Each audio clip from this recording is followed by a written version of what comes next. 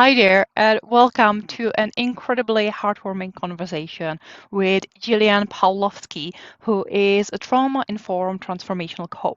But don't be mistaken thinking that if we're talking to a trauma-informed coach, that we're going to be talking about heavy stuff and traumas, and we're going to go on a deep personal journey. This is not one of these episodes. This is such a light and positive conversation where we talk about self-love and our own experiences. We talk about allowing. This is a huge theme that we touch on, about bringing in a bit more of a grounding, connecting with our bodies, and doing all sorts of wonderful, yummy things for ourselves. But for me, the biggest theme has been the allowing and being in present and being grounded. So this is a very different kind of a conversation where we still touch on wonderful tips and tricks and insights and learn new modalities and add the new tools into our toolbox, but it is from such a radiant and positive place. I'm sure you're going to love it. So let's go into this conversation with Jillian. Before we start with the conversation, we want to remind you that we have a newsletter. And in our newsletter, we share Lenka and myself, our journeys, where we at right now, but we also share some really valuable advice and tips and thoughts that we've got from our guests. We only send it out twice a month, so you don't get spammed. So if you would like to subscribe to the newsletter, and we would love it if you would, the link is below. Just hit subscribe, sign up, and you will then get insights, tips, and valuable information. But now, let's go into this beautiful and vibrant conversation. Hi, Jillian. Welcome. Hi, thank you so much for having me. I'm glad to be here. I'm so excited to have you here on the podcast today. So, before we dive into whatever wonderful topics we're going to be talking about, can you give us and our listeners a little bit of an overview? Who you are, what you do, what brings you joy, what gives you the excitement to get out of bed every day and be like, let's do this thing? What a question or questions. My name's Jillian Pawlowski. I'm a trauma-informed certified transformation coach. I partner with a magnetic company called Empowered Educator, where we elevate the teaching experience for educators all over the world, supporting them with resilience and well-being and preventing or treating burnout so that way they can really thrive because thriving teachers create thriving students and school communities. And that really lights me up. I'm a lover of personal growth, human potential, healing, growth, expansion. That really, really, really lights me up to see the cycles and the growth that people can experience. And so to support educators in that is a really special gift. I'm glad to be a part of it. Gets me out of bed for sure. I love that, especially the focus on the educators, because we can all focus on any kind of a profession. We can focus on high-paid CEOs and leaders with a ton of disposable income to make our lives easier. But choosing educators who are the future, who are taking care of our future, because our children are the future, it's such a strong mission to have. But before we look maybe on that choice, I'm always intrigued to know what got you to a point of focusing on what you do. Usually, people who are on the healing spectrum, that they're coaches and therapists and healers, and especially when there is the word trauma involved. I'm always curious, how did you ended up on this path? Was it something that you were passionate about from the get-go as a kid, going psychology, going healing, having these powers, having these thoughts, having these interests? Or maybe it took a while. You had a couple detours, you have different careers, you have different interests, and maybe some personal experiences have started nudging you into the direction. I'm curious to hear a bit more about your journey to how you got and what got you to where you are right now. It was definitely a path with many detours.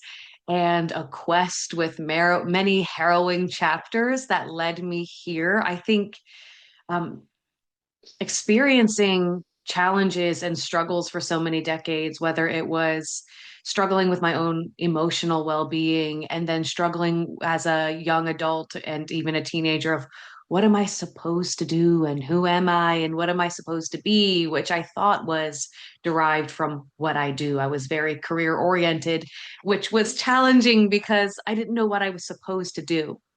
So I definitely had many um, detours on my journey of developing who I was. Now, I was always a lover of philosophy and anthropology. I love people. I love people. We're beautiful and fascinating and inspiring. Um, but that was just sort of a background interest because growing up and even into young adulthood, I was not aware that you could follow your heart. I was not aware that you could follow your passions. I strongly believed that there was something you were supposed to do. And usually that was defined by what was safe or realistic or rational, very status quo driven. And eventually that led me to my own, I dove, feet first, face first, whole body first into various modalities, whether it was spiritual healing, 12-step recovery, coaching, personal development, professional development. I explored all of the ways in which I could enrich and nurture and support my own experience because it was such a struggle for so long, which eventually led me to learning everything I know now.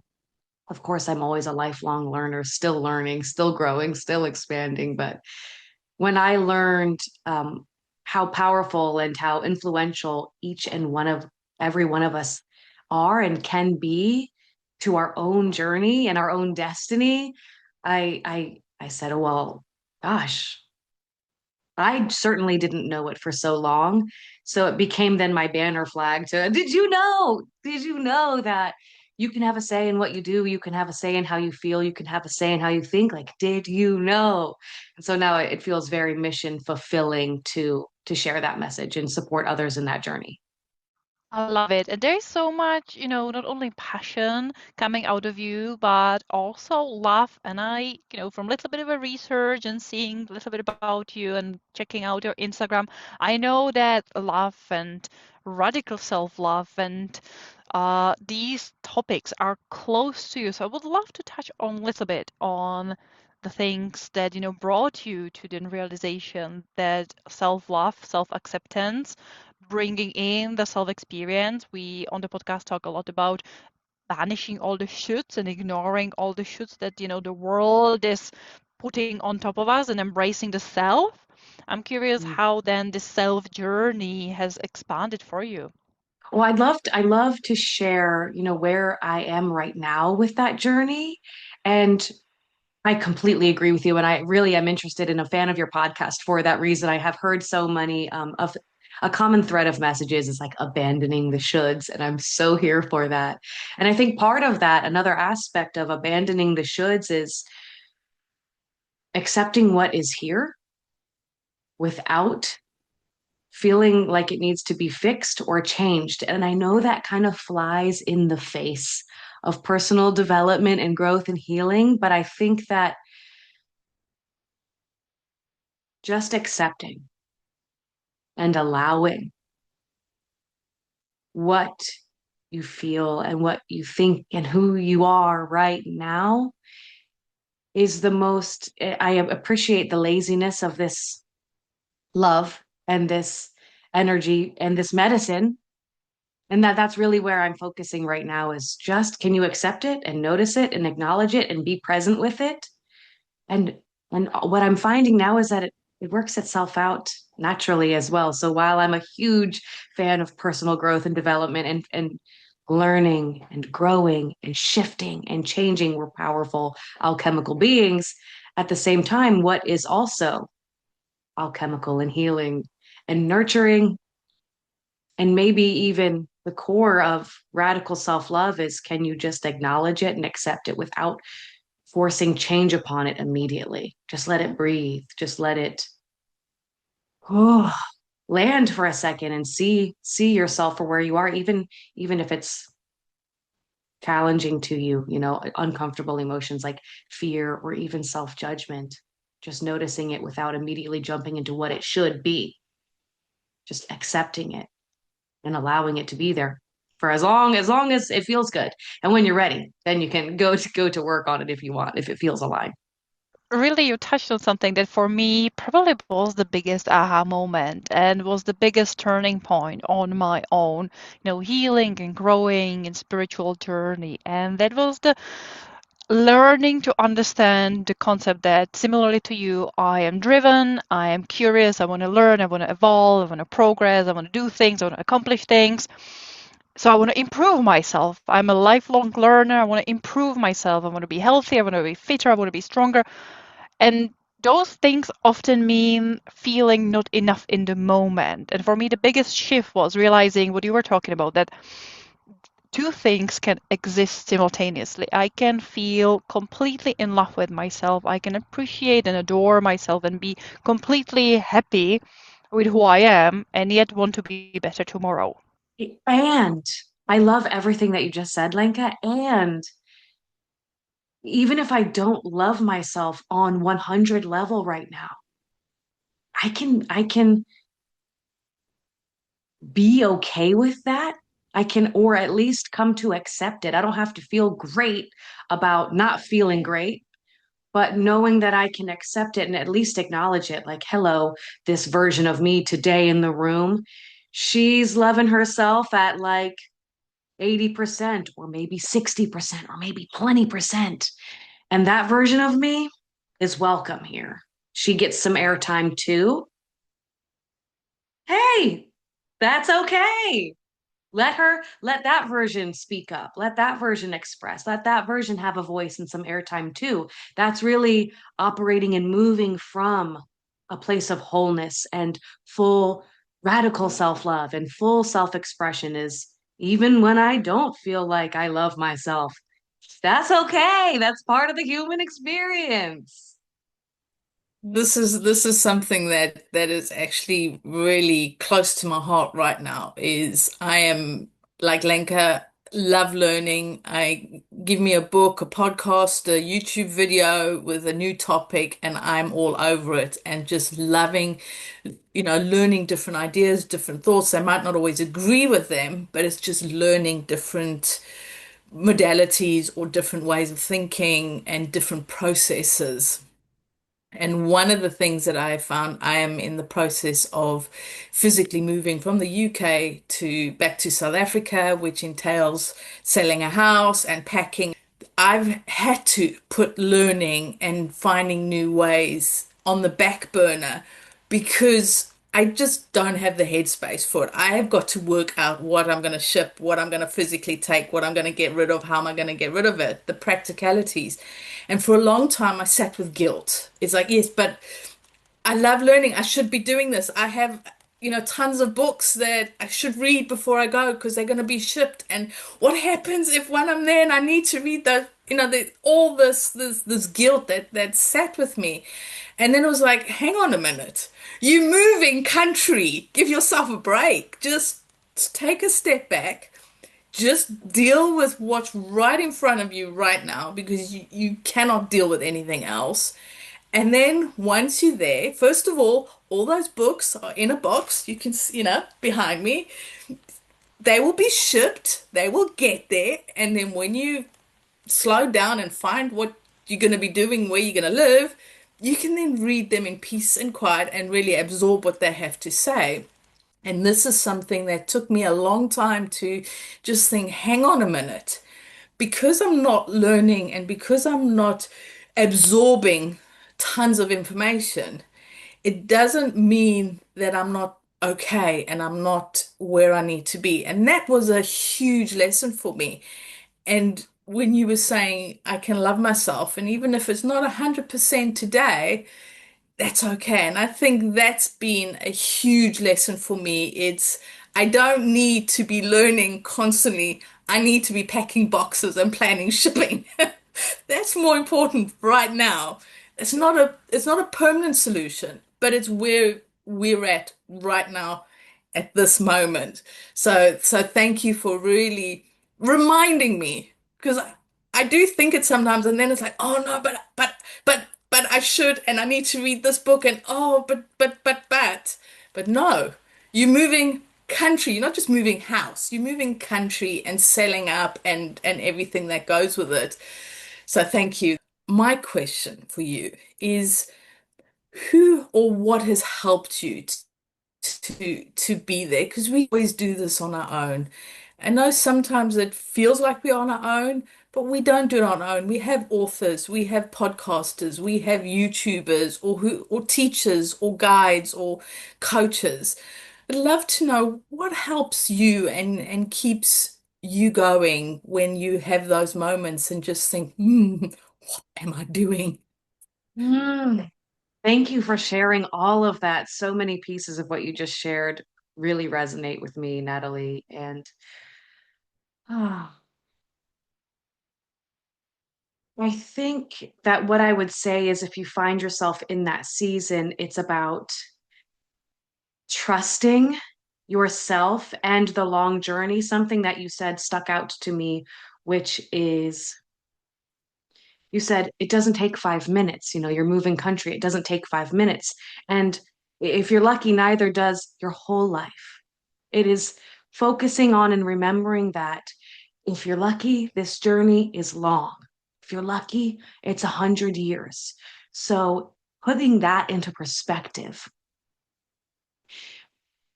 can you take a break for 5 years from it all? All the healing and growing and learning and expanding? What if you took a 5-minute break from it? You'd still be a worthy human. You'd still be enough. Even 5 years. And if you're anything like me and what it sounds like, maybe you too, Natalie, you're like, 5 years from learning? No way. But just saying that for giggles, right? Like my sister makes fun of me, in jest and joking and in love. I carry around my home, even if I'm on a rest day, a day off, I will carry my calendar, a book, and maybe two journals. And they'll come with me to the couch. And then I'll carry them to the hammock in the backyard. And then I'll carry them to the dining room table because I'm like, well, just in case I need to write something down, just in case I feel like reading or learning. Like she calls it my emotional support stack. Okay. That's how maybe addicted to healing and growth and learning that I've become. And I don't say that it's a bad thing. It's a wonderful thing. When you learn, dopamine is released. We love to learn. Humans love to grow. It releases really happy chemicals in your brain when you grow and when you learn something. It's so good for you hormonally and chemically and neuroscientifically. So it makes sense that when life happens and we have to move countries and take a break from it for a minute, that of course we feel afraid that we're going to miss something. Or, you have these beautiful, I'm sure you're having a lot of wisdom come through as you life, as you move, as you garden, as you live, but trusting that that's now part of you without needing to write a book about it or read about it or broadcast it or make something out of it, just trusting that it's part of your journey and it's part of who you become. Trusting that it's part of this much longer process, even if you need to take a break for 6 months, a year, a week, whatever that timeline looks like, but like zooming out and getting some perspective really supports me in the moments where I feel farther from the work or farther from the progress.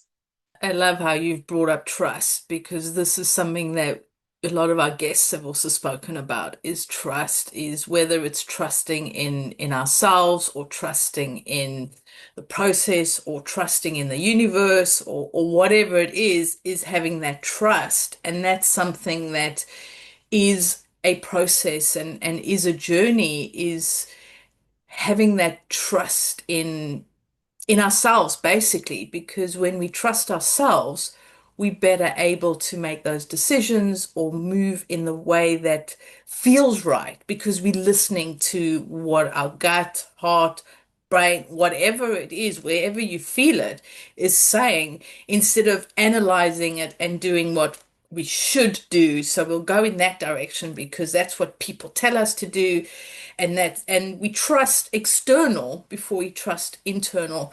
And I'm glad that you brought up this trust, because it's not always, we are still growing and learning, even though we're not physically reading a book or physically doing something to it.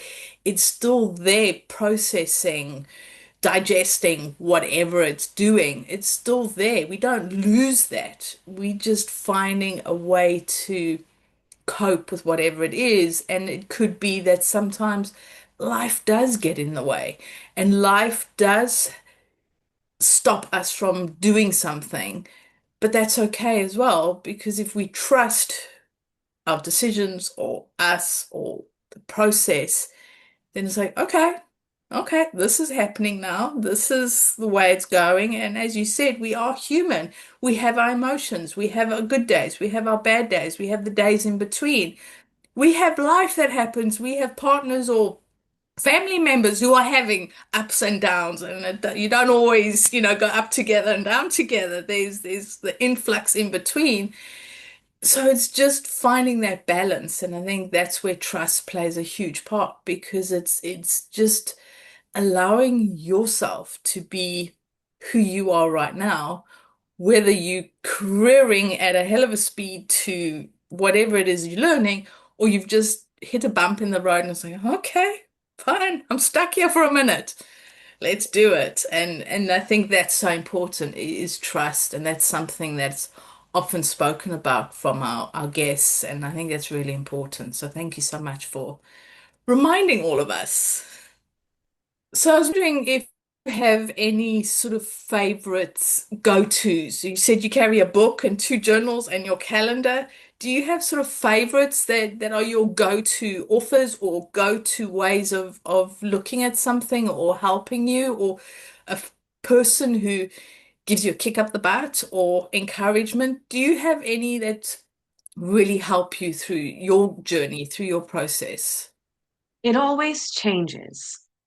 It depends on, which journey and which process. I have many mentors, coaches. I think what's coming up for me right now is community, whether that is my husband, if I need to just go cry into his arms, or my sister, give her a call, my friends, my peers, my team at work, just other people. And what supports me in community is cultivating the audacity to be honest with my community. I think has is probably my go-to. The more honest I can be about who and where and how I am that day, the more honest and appropriate the support that I receive will be. If I'm not audacious enough to be honest about what's really happening, then the person I'm asking for support, or the book I'm looking to for support, or the podcast, or the journal, it can't properly support me if I'm not being transparent or honest about with my community about what I need. And then what also feels appropriate just to say right now, from what you were saying, Natalie, is looking to myself for the answers. It's both, because community is the medicine, okay? We are born to be in community and to be with other people. And, I can look to my own past. If I don't know how to trust myself, if I feel afraid, I can just, and, if your listeners want to, think back on a time that you overcame a challenge and just gather that data for yourself for a second. And then you can end up being your biggest hype person, because you're like, you know what? I did this. And then you start to list the things that you overcame and how you overcame them. And you start to toot your own horn and strengthen yourself, which can kind of fuel your fire on what it is you're trying to do, or maybe the motivation or inspiration or love that you need. It can also come from you, with you, your own memories, your own experience. You can be your own biggest fan if you find maybe you don't have the audacity in that day to be really honest about how you're feeling. I love that. And it's interesting that as, Natalie picked up on when you mentioned, your books and your journals, your calendar. For me, it was like, oh, you have journals, so you will definitely be big fan of journaling. I'm curious, what is your journaling process? What types of journaling do you do? How would you then integrate journaling into your own life, into your day? Because for me, as we were talking, kind of lots of the things that we are talking about is very conscious. It's very rational. It's very, we're thinking about things, we're processing things, we're talking about things. We're now talking about writing things, and which is wonderful. But there's also a huge part of then bringing in the body. And for me, writing is the bridge between thinking but then having the feeling of the pen and the paper and transforming just the thoughts in my head into something tangible that I can touch, I can feel grounded with, I can decide to burn to really give it a meaning if I wanna. I can hug it in my arms to really. So I would love to, get your perspective, what journaling means to you, and how does that enrich your life? I'm so glad that you brought up connection to the body and processing through the body because it is so important. Oh my gosh. This question means so much to me. So thank you for asking it. Um, as far as my journaling habits and processes, journaling means everything to me because I am a writer. I love to write. Uh, and it is not structured. It is when I feel like I need that space, I just stream of consciousness almost like a diary. Just whatever is here gets out, like a ball of yarn just starts to unravel onto the pages. And I just stream of consciousness. I could hardly articulate it. It is not a prompt, it is not question and answer. It's almost like just like mental vomiting onto the page. And journaling is maybe a step closer to being in the body, but even still, it's very conscious because you can edit yourself. When you think a thought, and by the time your hand goes to write it, sometimes it's already changed. But I'm so glad that you bring up the body because that's a huge part of what supports me. Mostly, I love to dance. So I find dance classes near me and sometimes they're structured and sometimes they're more meditative dance classes just to move energy. Another really big support for me is we have rage arenas and rage rooms nearby. Are you familiar with that? Or maybe for your listeners who aren't, it's a space dedicated to smashing and breaking things. So you'll have a studio where they'll provide you with everything that you need to be safe. Okay, safety first. But then you go there and they provide you with gear, safety gear, and supplies like glasses and glassware and ceramics and pottery and bats and sledgehammers and just place where you can go and somatically release any stored energy that needs to move in a very primal way. I actually book a session a month for myself because releasing in that way, releasing energy, moving energy, getting really primal and screaming and smashing things feels so good to me. And moving energy through the body without words, without conscious interruption, without thought, consideration, without presenting in performance. It doesn't need a story.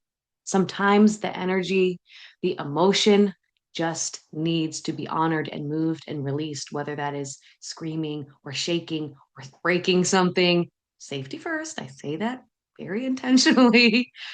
um, that's been and the dance classes too have been a great way for me to move energy and release energy without any stories and narratives. And sometimes, the conscious route can be very tiring. Gosh, we talk. We think.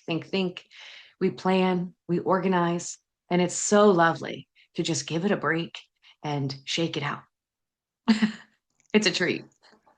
No, I love hearing that. I love when there is, as you said, no plan, there's no agenda. For me, the no agenda, no expectation, no goal, no performance. Because again, we live in a world driven by goals, driven by milestones, driven by progress, driven by calendars and agendas and plans. And even our health and fitness is often very organized. Like I have to hit a weight loss goal, I had to hit, my bench press, I need to hit, numbers of active minutes, I need to hit number of calories. We measure and analyze so much of our lives that finding those, for you is dance and smashing things. For me, it's walking slowly with my cat because he is not a dog, but he likes walking. But it is very grounding experience of just waiting for him to sniff whatever he wants to sniff. And if I can, if I'm in a nice place, then do it barefoot and feel my toes in the sand and really feel, be the grass or whatever it is and just be there in the present, sense the wind. Or if I'm in the forest and I'm frustrated, just yell it out loud, like, just primal scream and just be like frustration builds up and there's no one around to be like, what the hell is happening? I was like, okay, my cat gets scared a little bit, but he can forgive me that. I think it's another amazing way to build that self-trust is okay, I'm just going to do this thing, whether it's stream of consciousness journaling or like walking with your cat slowly or screaming in the forest or smashing glassware. I'm just going to do this thing with no plan, no outline, no objective, no desired results. I'm just going to do this thing and trust that whatever comes up is what's supposed to and let it be that. Thing we're talking about is allowing the space and allowing this, when we create stuff, we often say leave the white space on the copy. So I always say like create a white space in your life that is, not dedicated to anything. That's just like whatever I feel like. If I feel like reading, I will be reading. If I feel like, writing, I will be writing. If I feel like staring out of the window, I will allow myself stare out of the window and not do anything and not feel the pressure of like, oh, I should be performing, I should be working. No, no, no, no, no. This is my white space that I have strategically put in place to allow myself be like, this is the time to, if I want to have a nap, I will have a nap. If I want to just bask in the sunshine. And I love that you have a hammock to do that in, little treats like that. Just implementing in every day, I think, can have such a massive impact on our health and well-being. And, feel free to add whatever you want, but I would love then to bring the conversation maybe a little bit on your work with teachers on how does it work and how, what are you bringing in? Because I can feel all that we're talking about can be so hard and so important for our teachers. Yeah. So let me think about the best way to answer that question. Hmm. Okay. So the work we do in Empowered Educator with educators is is right alongside everything we've been talking about. It's not just one thing. It's not just cognitive mindset work. In order to do this amazing, powerful mindset work with educators, we also provide options and libraries and resources that support the body and include the body and bring the nervous system on that journey too. So we have various programming and resources for educators, whether it be synchronous or asynchronous, whether it's a resource or a program or a course or a gift or an in-person event. It includes things that are both neuroscience driven mindset or somatic and nervous system regulating and an entire self-regulation library, because especially as educators with huge jobs, very important jobs, and high demands and high stress, supporting them through both the way they think and the way their nervous system responds is everything, because they are modeling for the students. They are modeling for their kids. It's so much less about what we do, but more importantly, who we be that impacts everyone around us. So supporting educators in feeling, what does everybody want? A work-life balance. Well, how does who you be support you in navigating that work-life balance or blend. Being a teacher is huge because you are almost on high performance while you're in front of the students in a classroom. And you can't sit back and just take a moment because, kids are kids. They're going to take full advantage of that. And you've got to to teach whatever it is that you're teaching and to impart this knowledge. But not only that, there's all the marking and the paperwork and the red tape and everything else that goes on in the background. And I'm a child of of a teacher, actually two teachers. Both my parents were teachers, and it's not just the school hours that you there, but it's everything that comes afterwards. And I know a lot of people say, yeah, but teachers get such long holidays. They get all these holidays, Easter, Christmas, summer.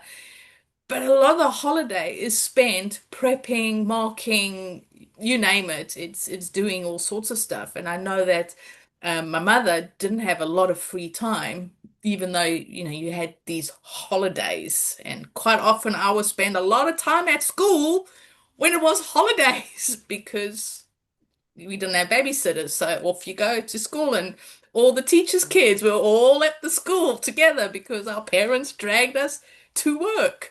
So yeah, I know that teachers it's a really powerful and a full-on job because you don't get just moments. You've got to get it right. You've got to be there, and it's really different to just sitting at an admin and you can just get up and go make a cup of coffee or something. But if you're in the middle of a classroom, you can't just get up and go make a cup of coffee, and quite often some schools won't even allow you to have the you have the breaks where you have your coffee and everything else.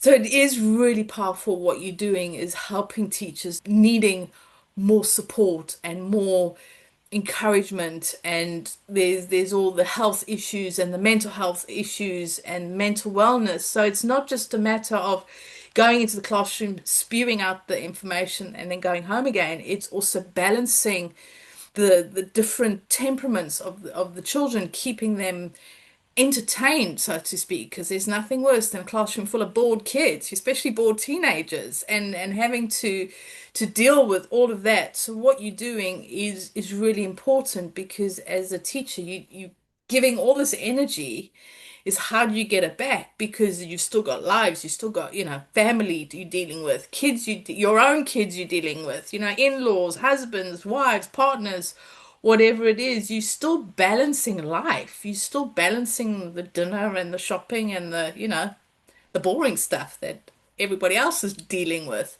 So it's really important what you're doing. And I think I'm thinking that one of the things that you focus on is resilience, is how to find ways to keep going. And resilience is really powerful, and it helps us to keep going. It helps us to stay focused. It helps us to maintain our energies. It helps us to just be human at the end of the day. Can you go into a little bit and talk a little bit about how you work with resilience and how you can help our listeners as well as teachers, because our listeners are human and teachers are human, is how can they maintain their resilience when they're getting pulled in all these different directions? And I'm sure some of our listeners are teachers, so how would they help build their own resilience as well? Yes. Resilience has, it feels like maybe started to put a bad taste in people's mouths in recent years because of the level of burnout that educators are experiencing. And when I say educators, we include a pretty wide umbrella. Anyone who works with kids or in a school system is an educator. And you're right, this absolutely can apply to most people today, if not everybody. Resilience has gotten a bad rep in the face of extreme burnout in recent years. And you said something that really struck a chord with me, which was, educators, these people who serve kids or students, they give so much of they give their everything to everyone and everything else. And then what's left for them and how do they give it back to themselves? And what I would say to that is like, take a deep breath with me. They give it to themselves first. And I know it's going to ruffle some feathers saying the most generous thing you can do is to take care of yourself first. And I know it flies in the face of the educators who came before us, where martyrdom was like this badge of honor, where the person who was the most exhausted and the most stressed out was maybe perceived as the most valuable or valiant. And that's where the resilience got its bad rep because it was harmful when it borders on and goes right into burnout. It's not okay. And we simply cannot allow we cannot continue this way. Like you mentioned, medical events and the health of educators right now is alarming. If you consider the rate of cardiac events, and this is the way the people who care for our children are being treated and treating themselves. So I say all that to say you already have the power within you. And it is that the most generous thing you can do is take care of yourself. And if you think about it this way, when you prioritize your well being, I mean, let's start with the basics: bathroom breaks, water, taking a breath if you need to, even if it is in the middle of class. What you are teaching and demonstrating to the students that you serve, or the peers that you serve, or the kids you are raising, what you are demonstrating and modeling and teaching them is what they need the most right now, is learning what it means to take care of yourself in a world that has gotten really, really fast and really hard. When you model being generous with yourself, you're teaching them how to be generous with themselves. And what could be more important than that? Testing. What are we doing? What are we doing and why? Okay. The most generous thing you can do is take care of yourself. And when you allow that to influence the next decisions, educators are heroes, not superheroes. They're human. We are human. So we have to honor our humanity. We have to honor what we can give and know that enough is a decision, not an amount. So knowing when to call it a day and give back to yourself and pour into yourself so that way tomorrow you can do it again. Well, when we fly, one of the first things they teach us is to put on your own mask first before you put on anyone else's mask. And I know that, especially in the coaching industry, that's become such a cliche, is put your own mask on. But it stems from a fact or a truth is if we are not looking after ourselves, how can we look after others? And I think, and it, most people, and I do know one or two who've never been on a plane, but most people have flown or they've seen a movie where they've given these instructions. And if you fly a lot, yeah, it's monotonous and it's boring, but it's a good reminder is if you're struggling for breath because the oxygen is gone and you've got a small child with you and you put their mask on, what happens to them if something's happened to you? So if you put your mask on, then put theirs on, you are then there to carry on helping them. So, talking about putting on your own masks after yourself, can you give us a few sort of tips or tools that our listeners can start to implement or think about or give them ideas on how can they start to look after themselves? How can they put into practice something that they can start to do? Because quite often we think, oh yeah, I've got to look after myself, and then that's as far as it goes. Is just some basic tools that they can utilize in their lives right now to start to put their own masks on. Yeah, absolutely. To tie it back to what we were talking about earlier in that radical self-love and accepting where and who you are right now, let's address the elephant that might be in the room, which is many people will say to that, easier said than done. Put your oxygen mask on first. Yeah, right. That is so much easier said than done. And I just want to say, if that is where you are, that's okay. Of course, that's where you are. That is the decades, and the generations that came before us. That's how we were raised. That's what we learned. So if you're feeling that way, then the first thing that the first tool or support system I would encourage you to use is accepting that that is where you are. And that's a great place to start. And then tying it also into another conversation that we were having earlier, which is including the body and the nervous system regulation. Um, I would argue that you can do this in your classroom while you're right in front of the students. There are some self-regulation, nervous system regulation techniques that you can do without anybody noticing. You can't see my legs right now, but bilateral padding. You could do that, and it is nervous system regulating, and nobody would have any idea what you were doing or that it was even happening. But also, what if you needed a break and you wanted to do a breathing technique and you invited your students to do it with you? Win-win, win-win-win. So I guess another tool that I would say can start to support educators and all of the listeners who aren't educators is practicing a variety of techniques that unify your mind and body, that soothe your nervous system or help you to self-regulate and bring you ease, peace, connection with yourself, safety.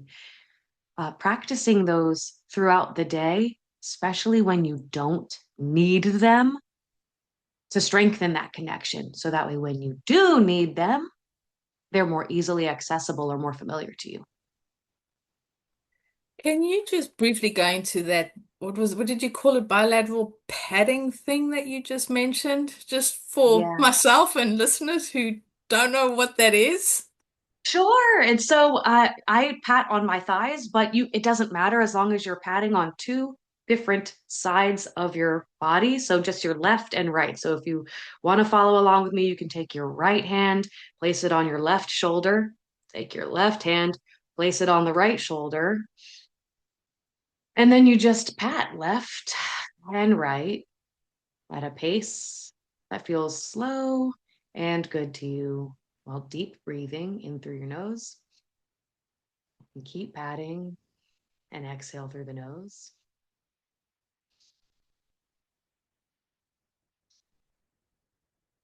And you just keep going. You just keep doing that until you can feel in your body moving from a sympathetic or activated state into a parasympathetic or more rest and digest state. Just keep that going, maybe for 5 breaths in and out of the nose. And what you're doing is stimulating both the right and left hemispheres of your brain, and you're asking them to communicate. And it's regulating. It will start to activate and support your rest and digest, your parasympathetic nervous system that helps you to feel calm and safe and grounded. Thank you for that. And that's another tool that we can add into our toolbox. And it's not, I don't know if Lenka's heard of it, but it's not something I've come across. So we have a new tool in our toolbox, Lenka. So thank you so much for that. And it's something that you can do. You can do it on your legs, like you did, cross your arms.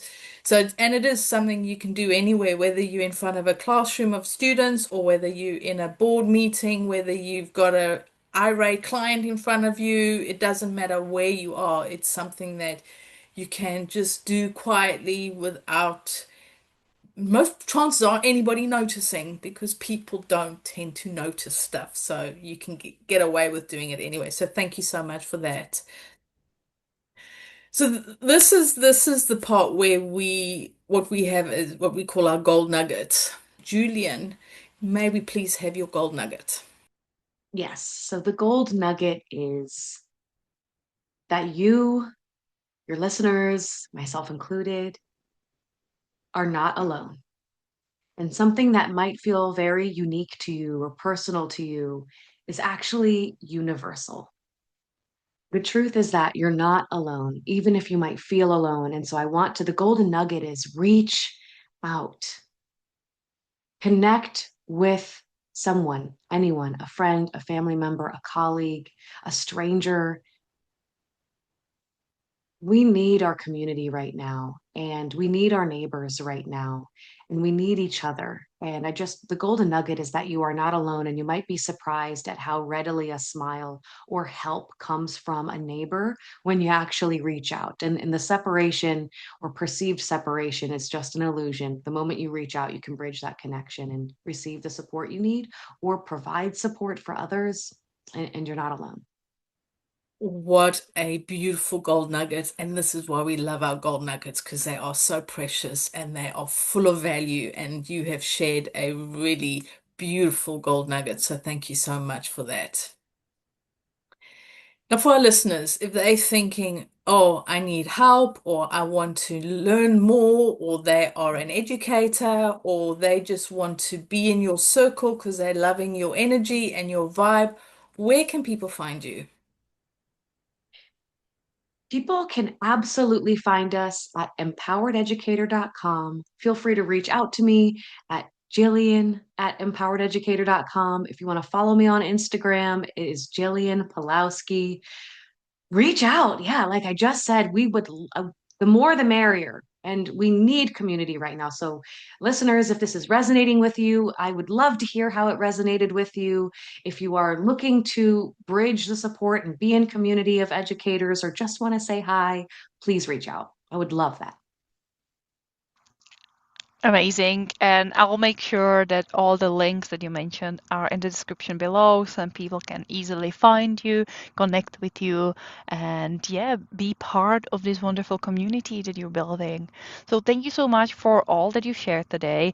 I love how much of a variety and depth of topics we managed to cover. But here on the podcast, we always want a little extra. We're always trying to squeeze in one last question. And in alignment with, the mission that we are on to help bring knowledge and insights and education to people on finding ways to have more life in one's life, to build happier, healthier, more fulfilled lives. I'm always curious when it comes to our guests, what brings you life right now? What gives you life? Music and dancing. Music and dancing have really, really been bringing me life. Right now, oh gosh, it's so moving and energizing and supportive and meets you right where you are. It's so yummy. Thank you for being with us and sharing your enthusiasm. And for anybody who sees, who's watching this on YouTube, your smile, your hand gestures. I mean, you just bring the passion. You can hear it in your voice, but if you can see it in your face and in your expressions. So thank you so much for, sharing everything with us today and giving your energy to us and to our listeners and just the advice and the tools that you have shared as well, which are really valuable and so simple. And we love simple tools. So thank you so much Mhm. for sharing your time with us. It's such a pleasure. Thank you. And for our listeners, what have you got from today? What aha moments have really resonated with you? What, out of all the wisdom that Gillian has shared, what's really piqued your interest or just got you thinking and thinking, oh, hang on a minute, maybe I should try this or I could try that? We would love to know your thoughts on this episode today. But until next time, we'll talk to you soon. Bye.